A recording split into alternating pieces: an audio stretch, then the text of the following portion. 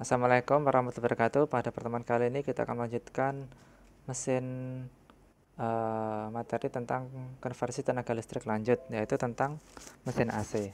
Sebelumnya tentang mesin DC, sekarang kita ke mesin AC. Mesin AC nanti kita akan bagi menjadi generator sinkron, motor induksi, dan transformator satu fasa. Nah, gitu ya. Transformator satu fasa.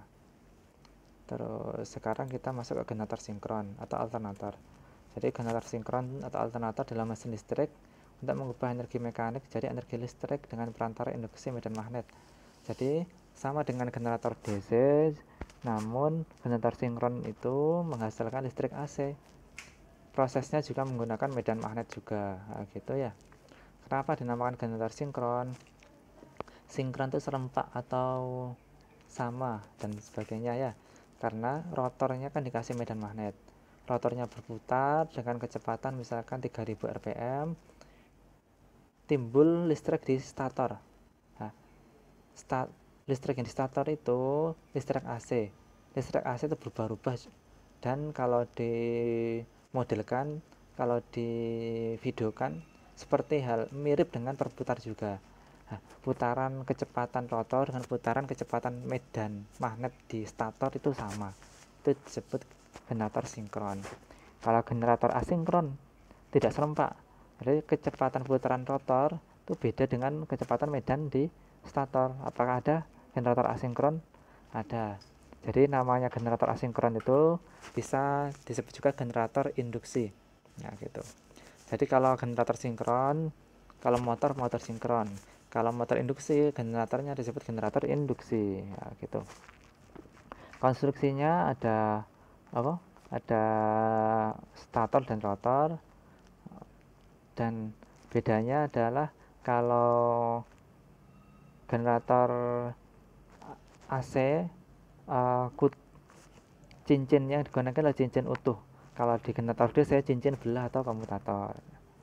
Ini adalah gambaran dari statornya. Jadi ada slot untuk tempat belitannya.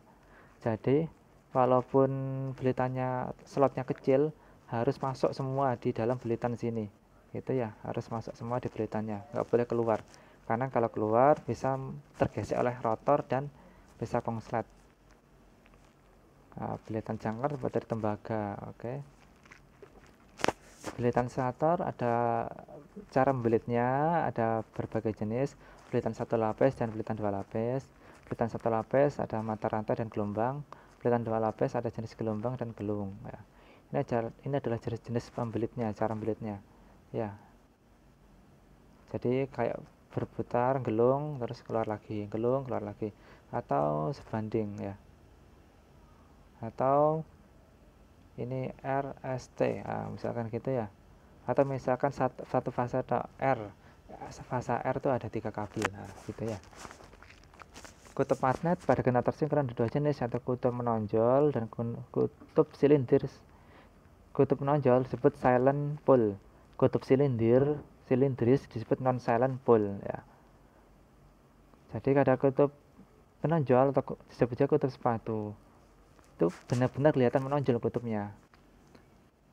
Dan kalau pada kutub penonjol biasanya digunakan di kecepatan rendah, seperti untuk PLTA air ya, disebut juga hidrogenerator. Jadi generatornya disebut hidrogenerator.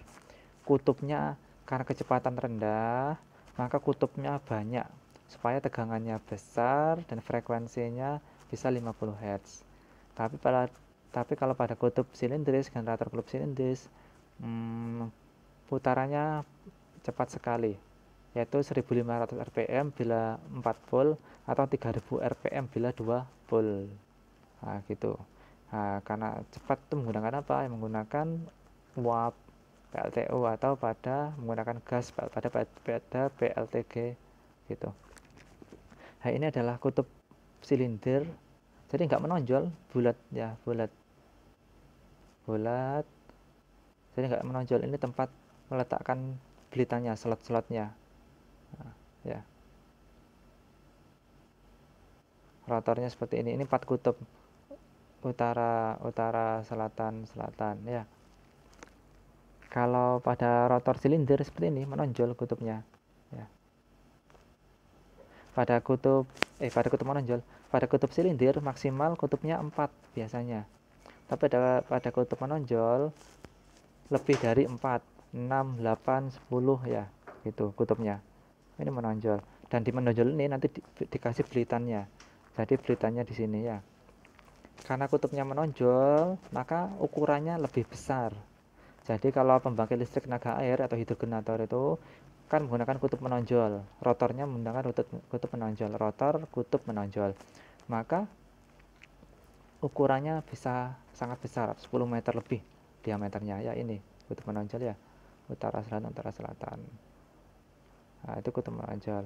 Ini rotor silindris jadi tidak menonjol, tidak kelihatan. Ini kutub silinder dengan 2 kutub, utara dan selatan saja ya, utara dan selatan. Ini kutub menonjol. Bisa kelihatan ya, bisa terlihat kan ya kelihatannya gambarnya ya. Tahu kan perbedaannya ya. Jadi seperti ini. Oke. Pemasukan arus DC dengan menggunakan slip ring atau menggunakan slip ring itu cincin utuh tadi yang saya jelaskan itu slip ring ya. Menggunakan sikat juga atau brush. Jadi ada brushnya juga. Karena pada rotor yang berputar, listriknya cara masukkannya gimana ya? Dengan brush, nah gitu ya. Jadi medannya di rotor, tegangan jangkarnya di stator, kumparan jangkarnya di stator. Atau bisa juga medannya di stator, medannya diam, kumparan jangkarnya, listriknya terhasil di rotor. Jadi kalau generator AC itu bisa bolak-balik, medan di rotor, kumparan jangkar di stator, medan di stator, kumparan jangkar di rotor. Kalau di mesin DC, generator DC atau motor DC, selalu kumparan jangkar itu di rotor dan selalu kumparan medan itu di rotor. Kenapa demikian ya? Memang konstruksinya supaya bisa menghasilkan DC harus seperti itu. Kalau pada generator AC, kalau untuk kapasitas kecil, kumparan medan di stator, kumparan jangkar di rotor. Jadi kenapa kok kapasitasnya kecil? Jadi kalau kumparan jangkar di rotor, ketika arus bebannya penuh, tidak terlalu timbul percikan bunga api. Nah, kan ngambilnya dari rotor itu harus pakai sikat. Nah, kalau arusnya besar, nanti bisa timbul percikan dan panas. Tapi kalau generator kapasitasnya besar, kumparan medannya di rotor, kumparan jangkarnya di stator. Kumparan medan di rotor, karena arus medan itu kecil, jadi walaupun berputar dengan kecepatan tinggi, gak timbul bunga apinya akan sedikit. Nah, beda dengan kalau kumparan jangkar yang di rotor. Kumparan jangkar itu kan tempat terbangkitnya arus beban itu besar, bisa timbul panas yang berlebih gitu. Oke. Nah, itu juga bisa kumparan ada generator. Nah, fungsi dari generator DC juga, generator DC itu juga untuk bisa menyuplai generator sinkron. Nah, jadi suplainya ada baterai atau juga bisa suplainya dari generator DC. Generator DC, jadi misalkan uap memutar generator DC. Generator DC menghasilkan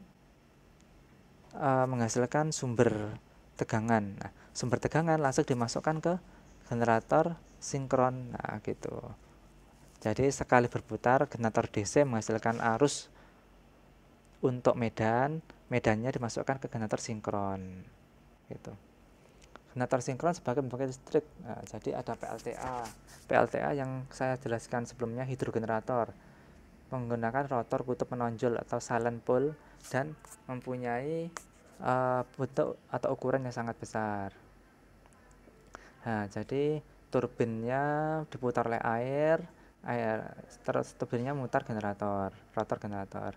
Nah, pada PLTU itu disebut alternator atau bisa disebut dengan turbo generator karena kecepatannya turbo ya. Kecepatannya turbo, kencang sekali. 3000 rpm atau 1500 rpm. Biasanya 4 kutub. Jadi 1500 rpm. Nah, Di boiler timbul uap air memutar turbin memutar generator ya. PLTN juga sama, jadi menghasilkan panasnya menguapkan air, uap airnya digunakan untuk memutar generator. Atau pada pembangkit tenaga angin ya. Jadi putaran angin menggunakan generator sinkron. Jadi kalau angin tuh banyak, bukan hanya generator sinkron, juga ada pakai generator induksi. Juga namanya ada DFIG juga ya. Jadi pada pembangkit angin tuh ada generator sinkron, ada generator induksi, juga ada DFIG ya. Jadi prinsip kerja generator sinkron sama dengan generator DC. Jadi ada kutub, ini kumparan medannya di stator, sehingga kumparan jangkarnya di rotor. Kumparan jangkar di rotor menghasilkan listrik.